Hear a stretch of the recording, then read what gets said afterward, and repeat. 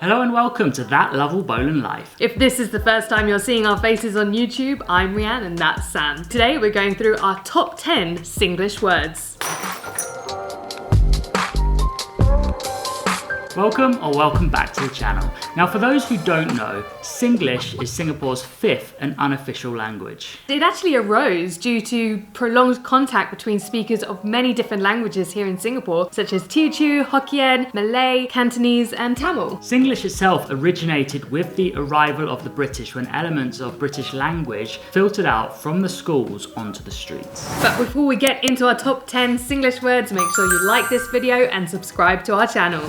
So word number 1 had to be shock. It means great, cool, fantastic, and also kind of conveys a sense of satisfaction and pleasure. So it comes from the Malay word shock, which means pleasing. Now, if you've been watching the channel before, you'll know that previously we did a top 10 words from the Malay language, which is linked up there in that card. So to give you an example of how you'd use shock, you'd say this chicken rice is damn shock because it's really pleasing to taste. Word number 2 on our list, and it's not linked to the British Prime Minister or the current one at the moment, and that is bojo, and it basically means, why didn't you invite me? So the term comes from a Hokkien word, which means never invite. So a lot of people here in Singapore would say, don't say bojo, which means like, don't say I never invited you. So word number 3 is kiasu. It's another Hokkien word which denotes selfish attitude, and it kind of arises from a fear of missing out. Now the word itself actually encompasses any form of competitive, selfish or stingy behaviour, but I'm sure a lot of people in the region will say it's just a form of getting ahead, just giving yourself that extra chance to do well in life. So the fourth word on our list, and one of my favourites, and it's chop, and it comes from Hindi and Punjabi origins. Yeah, so it kind of is used here in Singapore to like reserve your spot. So for example, in the hawker centres, you might see a lot of different tissue packets or anything, you know, of personal belonging that they've put to reserve their spot whilst they go off and get their food. Chop comes from the word chapa, which means to imprint or seal or brand. The term got passed around through trade and found its use in Chinese ports. So from its origins, when someone chopes, he or she is placing a personal stamp or an imprint of one's presence. So hence, the tissue paper in the hawker table becomes a personal seal.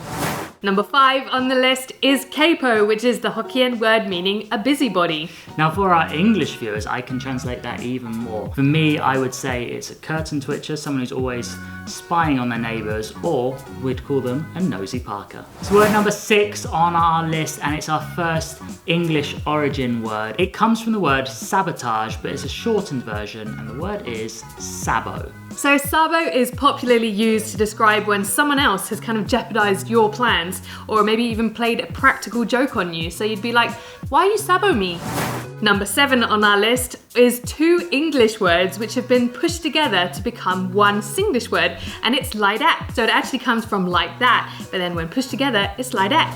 So coming in at number 8 on the list is a Hokkien term, and it's a word that I would kind of use to describe myself. It's shy and embarrassing, but the word itself is paise. So to give you a food analogy, which you know we love one of those, if you're out for a big meal and there's one piece of food left and no one's really going for it because they're a bit too embarrassed, you'd call it the paise piece. Another example is if you went out and you forgot your wallet or purse, you'd be like, paise, can you lend me some cash?